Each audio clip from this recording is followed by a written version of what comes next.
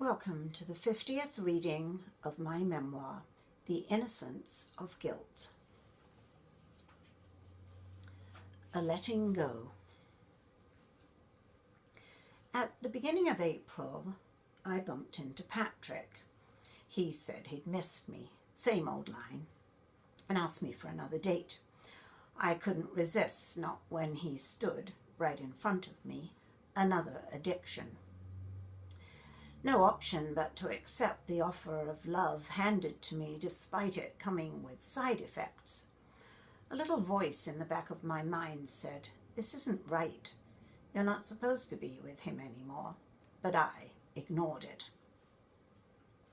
In May, he invited me to a weekend to Southend-on-Sea with him and his family. The whole time there, I straddled two different worlds. His mother did her best to make me welcome, dropping subtle hints that Patrick and I would get married one day, and then I'd be happy, blah, blah, blah. But I didn't know if I wanted that anymore. Yet as soon as Patrick and I kissed, all my doubts disappeared. Transported to another planet, I never wanted to return to this one. The council began demolishing our old house, along with the two others attached to it. Mum lost a gold signet ring in the house during the war years. It slipped off her finger and dropped into a crack between the floorboards. She told me I could have it if the workmen happened to find it. The demolition crew promised to keep an eye out for it. Each day she walked into town and hung around the work site to see if the ring turned up, but it never came to light, although something disturbing did. As the chimney breast in Mum and Dad's old bedroom collapsed into a heap of bricks and plaster, human bones tumbled out of the debris. Some possibilities were discussed amongst the workmen as to how the skeleton ended up there. In the past, small boys and sometimes girls as young as 5 or 6 were sent up chimney breasts to sweep the soot away, and it wasn't unheard of for the occasional one to get stuck and suffocate, one of the hazards of the job.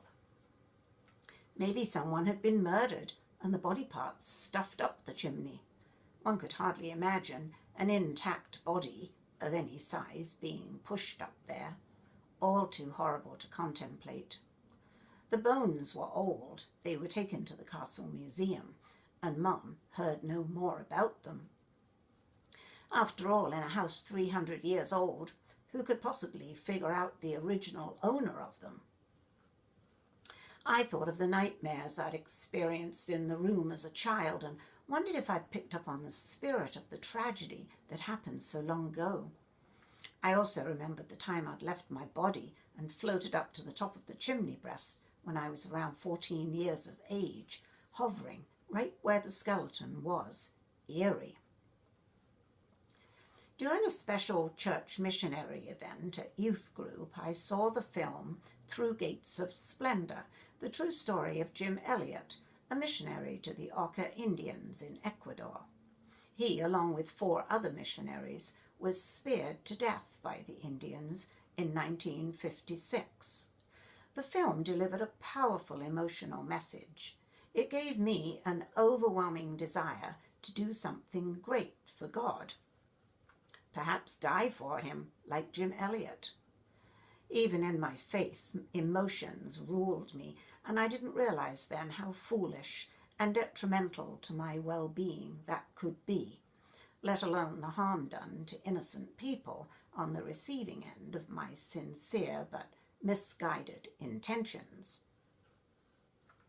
Patrick and I continued seeing each other despite our differences in how we viewed the world. More and more, I complained about the factory and talked of changing jobs. I discussed with the girls at youth group about what I could possibly do to get out of the factory grind, and they empowered me to believe I could do something different. But what? For the moment I dreamt out loud, and Patrick grew tired of my restlessness. The adventurous spirit he sensed in me, for I spoke of leaving Colchester, must have caused him to fear losing me. He became serious, and our dates turned into plans for our future. While we were out walking, he'd stop and point out a little house. That could be our house one day, he'd say, giving me an affectionate squeeze.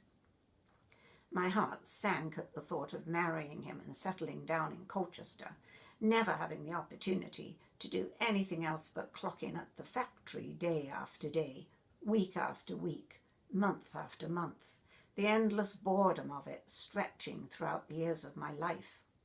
We could not survive on his wage alone. What once stirred my heart now threatened to trap me, and I didn't know why, unless it was that he still hadn't said he loved me. So I shared with him my desire to help unfortunate people, trying to steer him away from all the talk of settling down, although with my mind going around in desperate circles of confusion, I doubt I was in any state to achieve my lofty ideals. My mother says you'd never give up your job at the factory. You like your fancy clothes too much, Patrick droned on at me when I talked about becoming a missionary or something equally important on the religious ladder of meaningful jobs. She says you wouldn't last 5 minutes if you couldn't go shopping. It annoyed me that he told his mother my personal ambitions and that he believed her diagnosis of my character. I liked nice clothes because of the sense of control when dressed up in my best, being able to turn heads when I walked down the street. Still, I believed a purity would take over in doing God's work, and I wouldn't need the outward show. Patrick and his mother knew I had a long way to go before a transformation of that caliber took place. They might not profess to believe in higher spiritual ideals, but they could spot a phony a mile away. Patrick and I ended up in my passageway one night arguing, as we had all evening long, over Christianity. "That religious stuff is all made up," he said, with a smirk on his face. "You're stupid if you believe all that." "Well, I do. So there, I'm not stupid, and it's not made up. You know, if you carry on like this, you'll be preaching from a pulpit one of these days." "Well, I wouldn't mind that at all, actually, if I could ever manage to climb up the stairs leading to one without a panic attack coming over me." "I'm giving you a choice," he yelled, so loud I thought my father would hear and come through the gate and tell us off. "I'm fed up with all this God talk. It's either me or God. You make up your mind." I placed both hands on my hips and faced him, fire rising in me as I answered.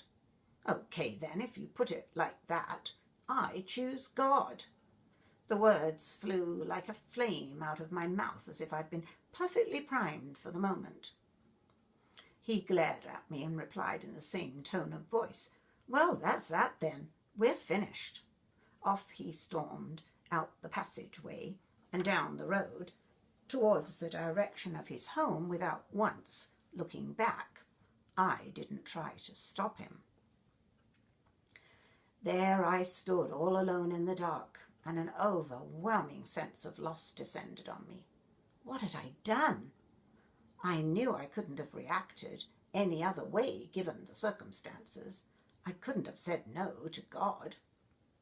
I would not go back on it, but I'd sent away the person I loved, because despite all our differences, I did love him.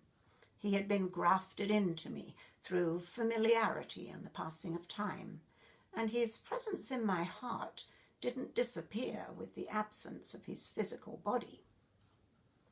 I couldn't face going inside my house, so I went to Malden Road, where Reverend Bailey and his wife lived.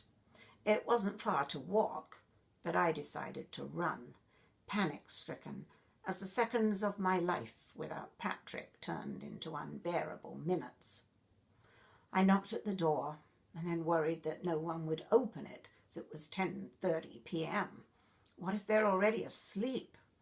What if there's nothing to do but wander home, creep upstairs to my bed and cry my lonely tears without any consolation.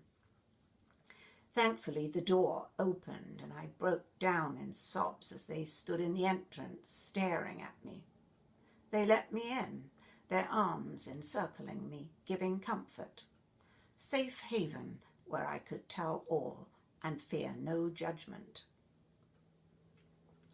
I know that nothing of what I shared with them that night went beyond their four walls, for I wouldn't have lasted 5 minutes if my father found out. I told them everything, the fights between my parents, the fights between my dad and me, the misery of the factory, the misery of my sad, lonely life, and how I'd thrown away my chance at love forever. It helped a lot to talk, but it didn't take away the pain. During the weeks following the breakup, sadness enveloped me. I wanted Patrick back, his arms around me, the comfort of his warm body snuggled against mine. I didn't intend to pursue him, but I suffered withdrawal symptoms, each day's pain worse than the day before. I knew I wouldn't kill myself over it. God had rid me of that option. But how could the rest of my life be pleasurable under such a cloud of grief?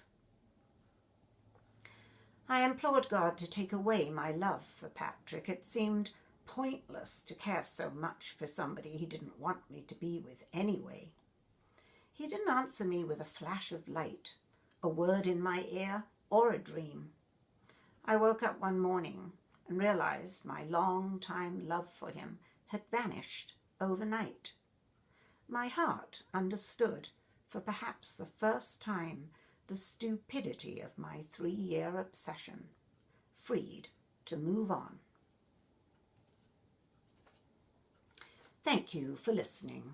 Please feel free to subscribe, like, or comment on this reading, and hopefully you will tune in to the next one. Bye for now.